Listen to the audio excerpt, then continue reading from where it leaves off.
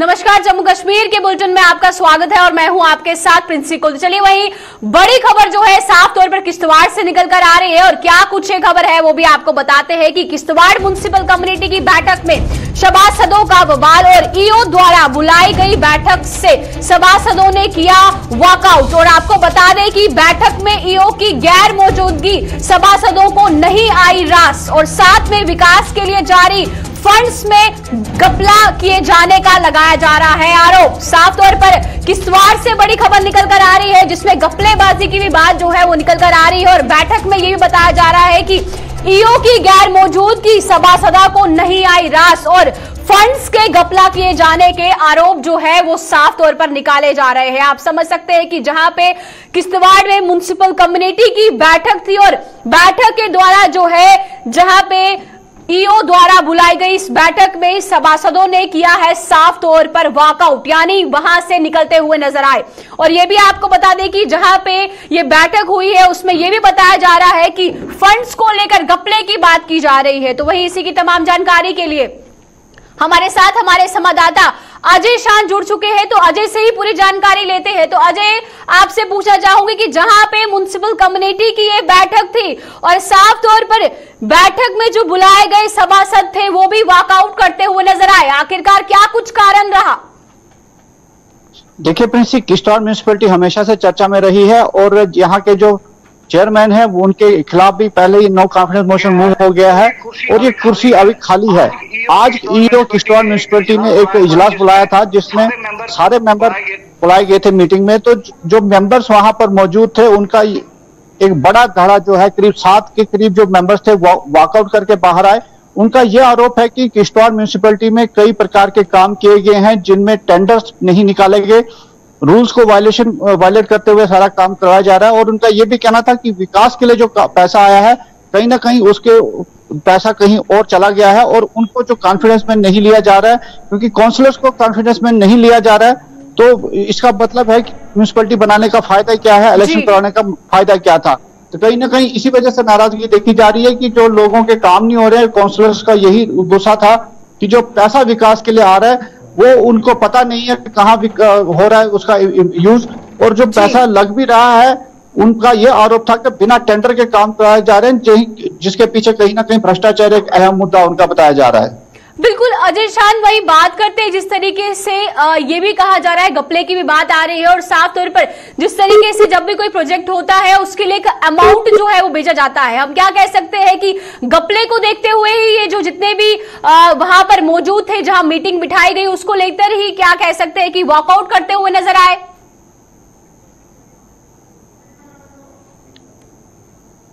था मांगा कि पैसा अगर आया है कि करोड़ों के हिसाब से अगर पैसा म्युनिसिपैलिटी किश्तवाड़ को आया है तो पैसा लगा कहाँ है। इनका ये कहना था कि वो उनको हिसाब देने में अथॉरिटी जो है वो कंसर्ट नाकाम रही।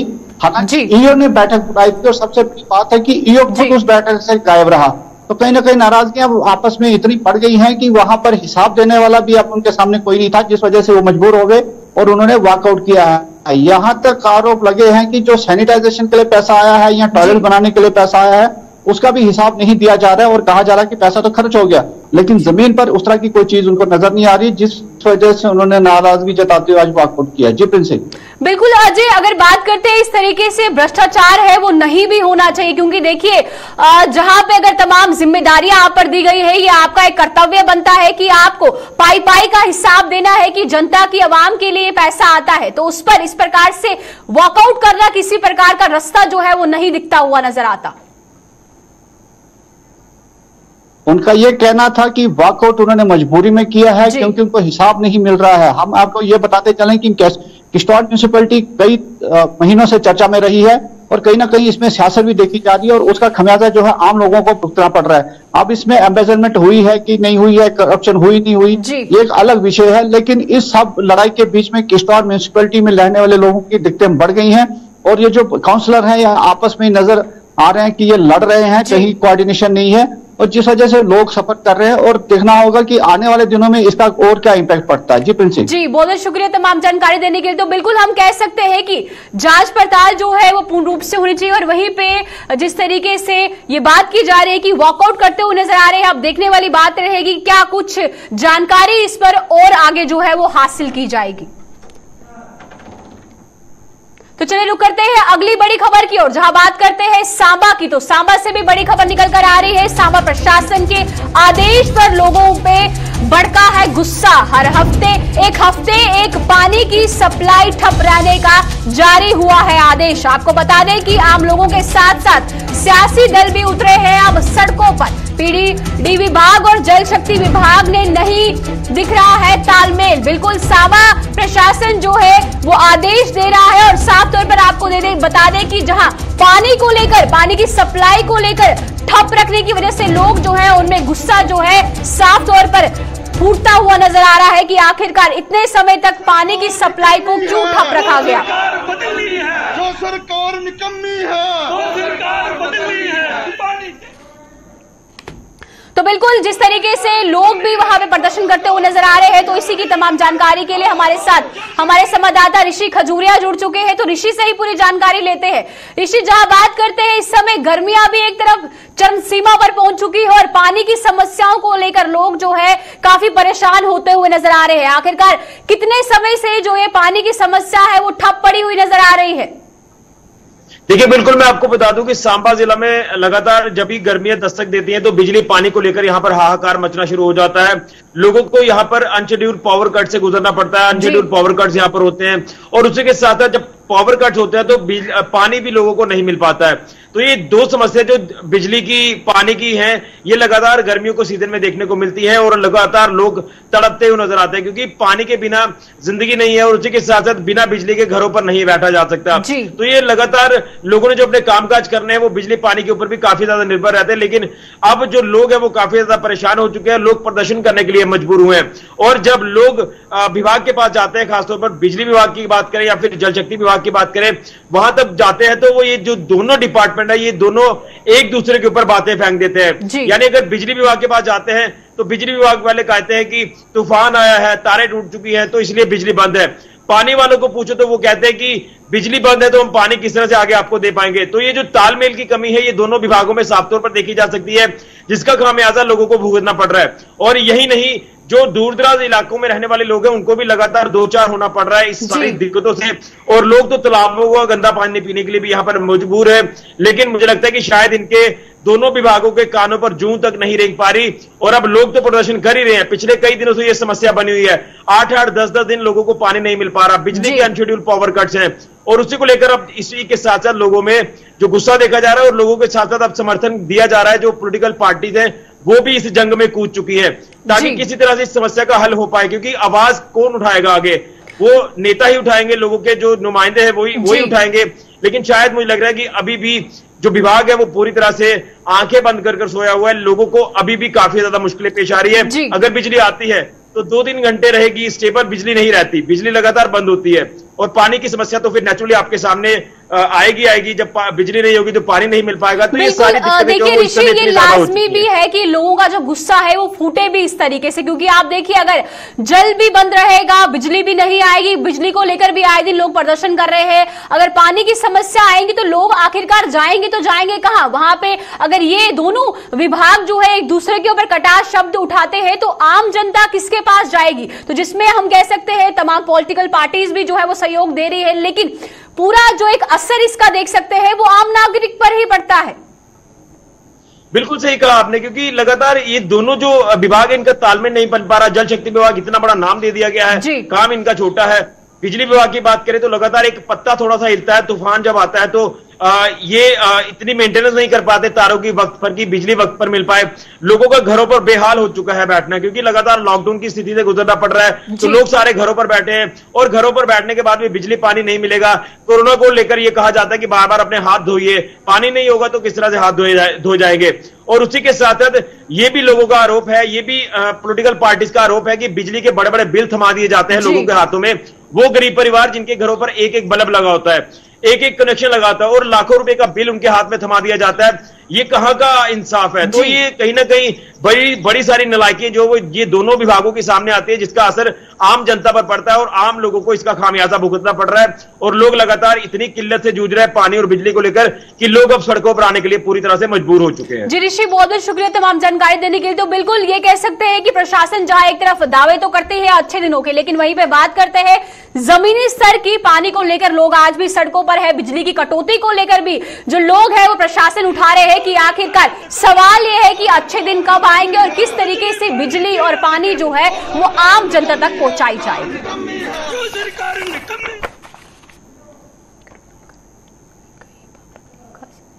कोरोना के कारण लगाई गई पाबंदियों का असर सभी धर्मों की शादियों के साथ साथ त्योहारों पर भी पड़ा है। कल यानी मंगलवार को तेमदे का त्योहार मनाया जाएगा, लेकिन पाबंदियों ने इन त्योहार की खुशियों पर पानी फेर दिया है। इस त्योहार पर बर्तन और हाथ से झूलने वाले पंखे आदि दान करने की परंपरा है, लेकिन रोस्टर की बात करें, रोस्टर के हिसाब से ये दुकानें आज बंद रही और प्रशासन ने दुकानदारों को कुछ हद तक छूट दी, जिससे लोगों में भी खरीदारी कर पाए। लेकिन प्रशासन ने दुकानदारों को दुकानें खोलने के बजाय दुकानों के बाहर ही सामान सजाने की इजाजत दी थी, जिससे चिलचिलाती धूप में इन लोगों को पापड़ बेलने पड़े। प्रशासन ने ये छूट लोगों की धार्मिक भावनाओं को ध्यान में रखते हुए दी थी, जिससे लोगों को अपनी पसंद के हिसाब से दान देने योग्य चीजें नहीं मिल पाई।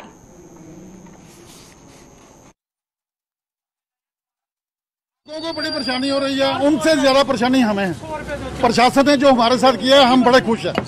बस ऐसा प्रशासन होना चाहिए जो हमें दुकान से अंदर से लाकर बाहर खड़ा कर दे, वही सबसे अच्छी बात है। इससे कुछ नहीं कह सकते। और बाकी हमारे ये अपने ये चौकी वाले हैं, इन्होंने बहुत मतलब अच्छा निभाया है, हमें बाहर लगाने का लिए चांस दे दिया है।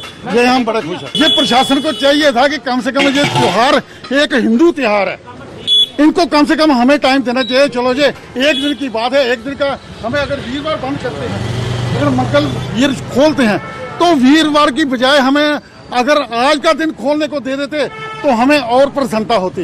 बंद है तो बहुत परेशानी, जो चीज़ लेनी थी वो मिल ही नहीं है। तो अब देखो जैसे है ऐसे छोटा मोटा ही लेकर गुजारा ही कर रहे हैं। अब लड़कियां आएंगी, बहनें लोगों की आएंगी, चलो खुशी से आएगी, उनको देने के लिए कुछ उनकी डिमांड को करने के लिए गिलासी देंगे तो वो अच्छा होने लगता है। तो अच्छी कोई आइटम दे देते हैं। पहले तो लोग गड़े के वो घाघरे झागरे देते थे, वो आज सिस्टम बदल गया। तो अब मेरा मतलब अच्छी कोई चलो जैसे गिफ्ट में कोई चीज़ दे देते थे।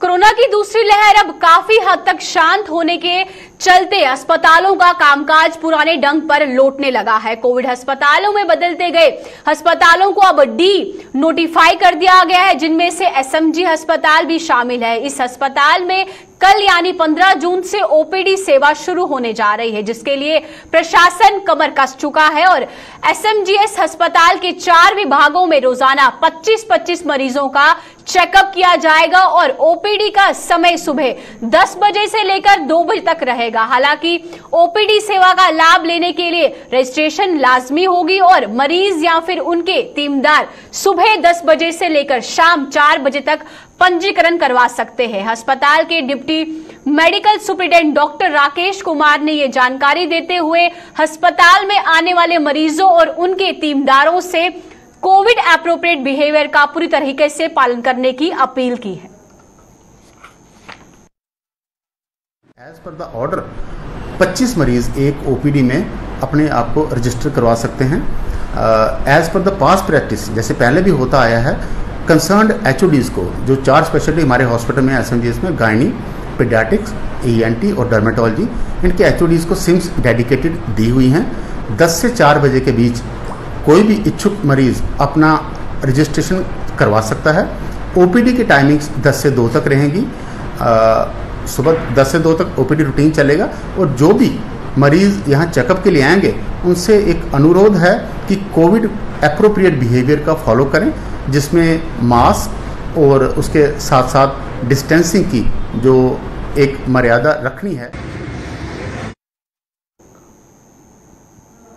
जम्मू के व्यापारी और दुकानदार वर्ग के अलावा अन्य लोगों की वैक्सीनेशन किए जाने की मुहिम जारी है। जम्मू बस स्टैंड में बनी पार्किंग में स्थापित सेंटर में 18 से 44 आयु वर्ग को उम्मीदों से भरी कोविड वैक्सीन लगाने का सिलसिला जारी है और अब वो लोग भी ये सुविधा लेने को वहां पहुंच रहे हैं जो कभी वैक्सीन लगवाने के नाम से ही अपना नाक मुंह सुकोड़ लेते थे। इस सेंटर में सोशल डिस्टेंसिंग का पालन करवाने के लिए बेहद ही उम्दा व्यवस्था की गई है। टीका लगवाने के लिए आने वाले लोगों ने यहां तैनात मेडिकल स्टाफ की भी सराहना की है। बिल्कुल ये अच्छा स्टेप है, हम सबको लगवानी चाहिए वैक्सीन। अगर गवर्नमेंट ने किया तो इट्स गुड फॉर एवरीवन, तो सबको लगवानी चाहिए। हाँ, अच्छा तरीके से हर बंदा सोशल डिस्टेंसिंग में अच्छे से मेंटेन कर रहे हैं, सबको सिस्टम अच्छा से है इनका। सर बहुत अच्छी व्यवस्था है, सारे कोऑपरेटिव हैं, बहुत सपोर्ट कर रहे हैं। अगर किसी को जिनको परेशानी हो रही है, नहीं पता चल रहा तो उनको गाइड भी कर रहे हैं कि यहाँ पे बैठो, लाइन में बैठे रहो, सबको सोशल डिस्टेंसिंग के लिए भी बोल रहे हैं और सारे कोऑपरेटिव हैं बहुत।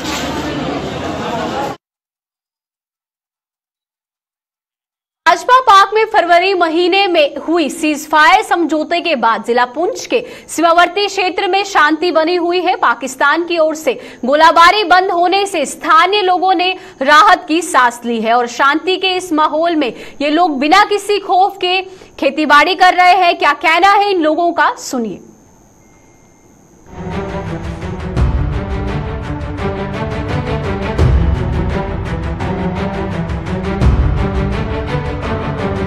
धान की रोपाई कर रहे ये लोग जिला पुंछ के सीमावर्ती गांव अजोट के हैं।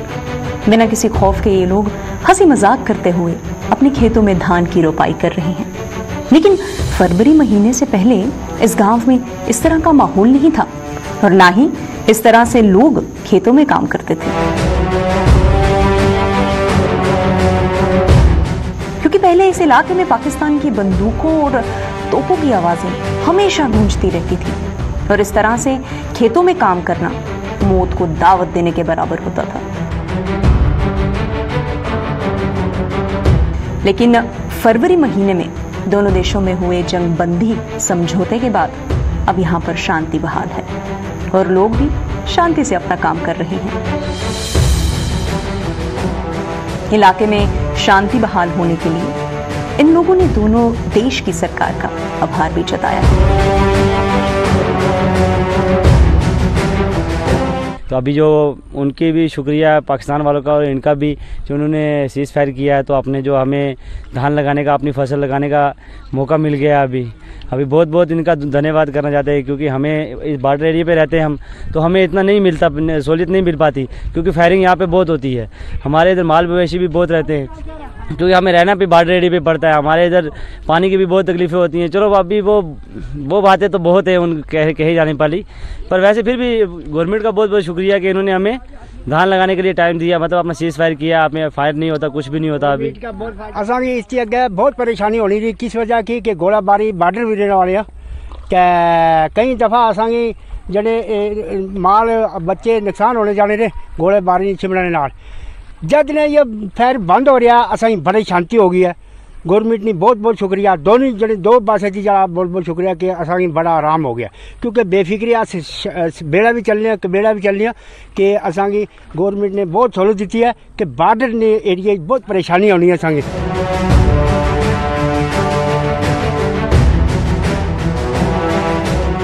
पाकिस्तान की गोलाबारी के साए में अपनी जिंदगी बसर करने वाले इन लोगों ने मौजूदा सरकार के प्रयासों की सराहना भी की है और सीज फायर समझौते के साथ साथ इन लोगों ने सरकार द्वारा किसानों और गरीब लोगों की मदद को लेकर भी सरकार की तारीफ की है।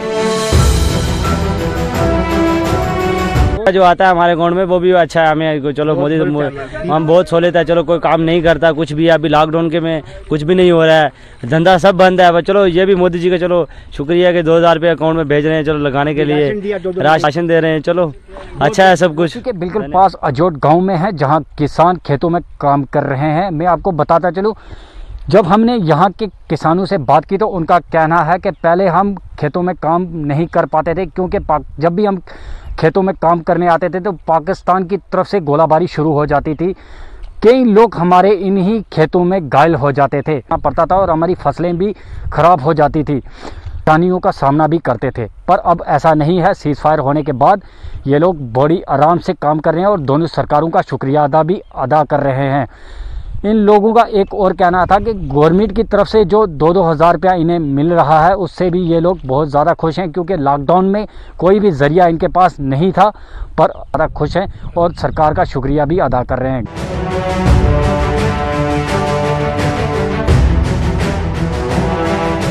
इलाके में शांति बहाल होने से खुश इन लोगों ने अब सरकार से इस इलाके में सिंचाई की व्यवस्था को ठीक करने की भी मांग की है। इन लोगों के मुताबिक सिंचाई के लिए यहाँ एक नहर है, लेकिन अब इस नहर का पानी उन्हें सिंचाई के लिए नहीं मिलता है। इन लोगों ने सरकार से इस नहर की मरम्मत करने और लोगों को सिंचाई के लिए पानी उपलब्ध करवाने की भी मांग की है। इस वजह असानी जी नहर आनी है पीछे पाकिस्तान की तरफों बॉर्डर की तरफों जनाब, उस पानी ना कोई हल नहीं, असानी कोई मदद नहीं करनी, गवर्नमेंट कोई महकमा मदद नहीं करना। जाओ देखो इस गैल ने साड़ी तुस आ गए, इसने हालात देख रहे हो तो 4 किलोमीटर या नहर इतना थोड़ी आनी है, उसने कोई हालात नहीं, कोई पानी नहीं चढ़ना होना। असानी क्या देखो कि पानी असानी थोड़ा थोड़ा है। अगर गवर्नमेंट असानी इस वजह से असें थोड़ी मदद कर छोड़ा, क्योंकि ज़मींदार लोग 12 महीने अपना जिम्मेदारी करके अपना पेशा करके सब्जी कमाने और धान कमाने मक्की कमाने अस अपना गुजारा करने। पिछले कई वर्षों से पाकिस्तान इस इलाके को अपनी गोलियों का निशाना बनाता रहा है और यहाँ के लोगों ने पाकिस्तान की इस गोलाबारी के साए में ही अपनी आधी जिंदगी गुजार दी है। लेकिन मौजूदा समय में इस इलाके में पाकिस्तान की बंदूकें खामोश हैं और इन लोगों के चेहरे पर मुस्कान है।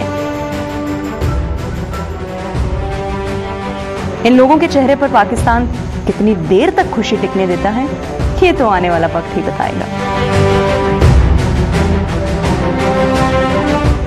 पुंछ से सनी शर्मा के साथ अश्विनी चंदेल की रिपोर्ट।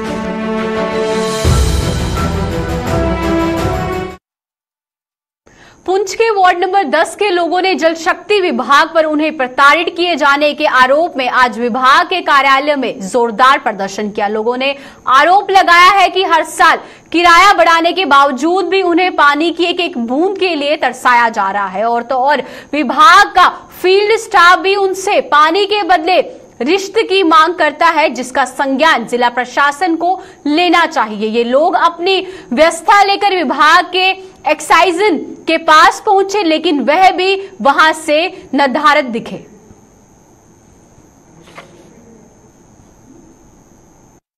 पीएचई डिपार्टमेंट के डी साहब से और डीसी साहब से कि हर साल 200-300 रुपए किराया बढ़ा दिया जाता है और किराया देने के बावजूद भी हमें पानी टाइम पे नहीं मिलता और फिर ऊपर से इनके लाइनमैन पैसे मांगते हैं, कहते हैं हमें पैसे दो। हमने पैसे नहीं किसी से कहा, पैसे दो तो इनका पानी खुलेगा। और हमने 10 बार कंप्लेंट की, ना AW साहब ने एक्शन लिया, ना डी साहब ने एक्शन लिया, ना जेई साहब ने जेई को फोन करो, फोन उठाता ही नहीं है। और ऐसे लोगों को यहाँ बैठा के क्यों रखा हुआ है? यहाँ से इनको ट्रांसफर किया जाए इमीडिएटली और अच्छे अफसर यहाँ पे लाए जाए जो लोगों की हर साल हम पानी का किराया पेड करते हैं, हमारा किसी को कोई बैलेंस नहीं है।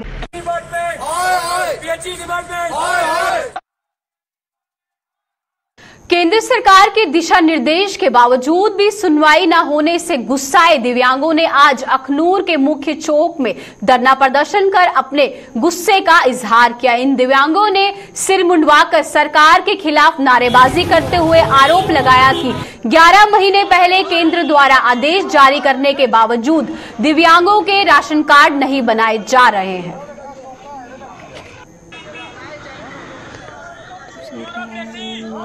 एक तो सीएपी डिपार्टमेंट ने हमें 11 महीने से उंगली में जा रहा है।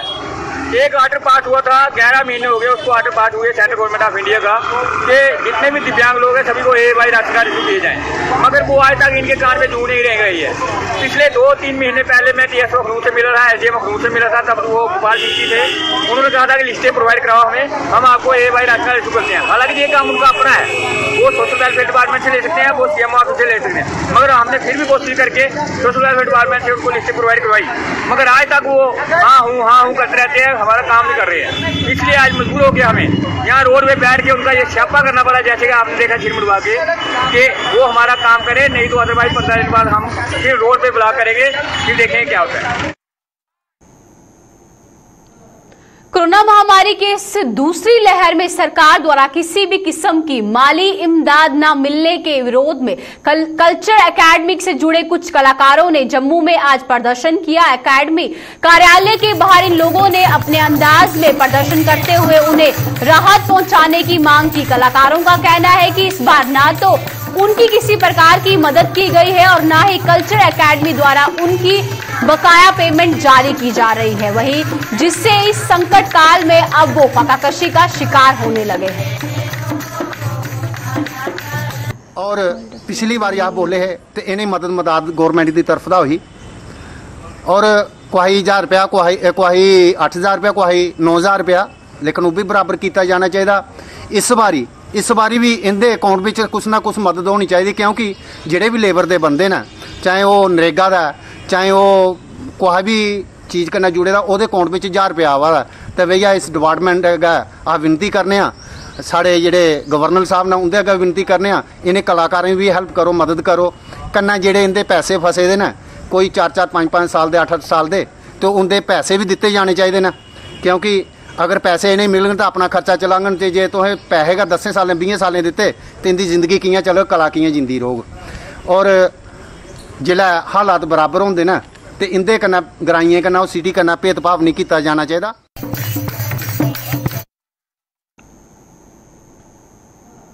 वर्ल्ड ब्लड डोनेट डे पर आज विश्व भर में कई लोगों ने रक्तदान कर समाज के प्रति अपना दायित्व निभाया। जम्मू सहित सूबे के अन्य जिलों में भी आज सुरक्षा बलों, डॉक्टरों और पैरामेडिकल स्टाफ व आम लोगों ने रक्तदान कर कई अहम जिंदगियों को बचाने में अपना योगदान दिया। इसी कड़ी में जम्मू के ब्लड ट्रांसफ्यूजन डिपार्टमेंट द्वारा लगाए गए रक्तदान शिविर में कई लोगों ने अपना रक्तदान किया, तो वहीं कठुआ के जीएमसी अस्पताल में भी एक ऐसे ही शिविर का आयोजन किया गया। दूसरी ओर डोडा में सशस्त्र सीमा बल की 7वीं बटालियन के अधिकारियों और जवानों ने रक्तदान कर समाज के प्रति अपनी जिम्मेदारी निभाई।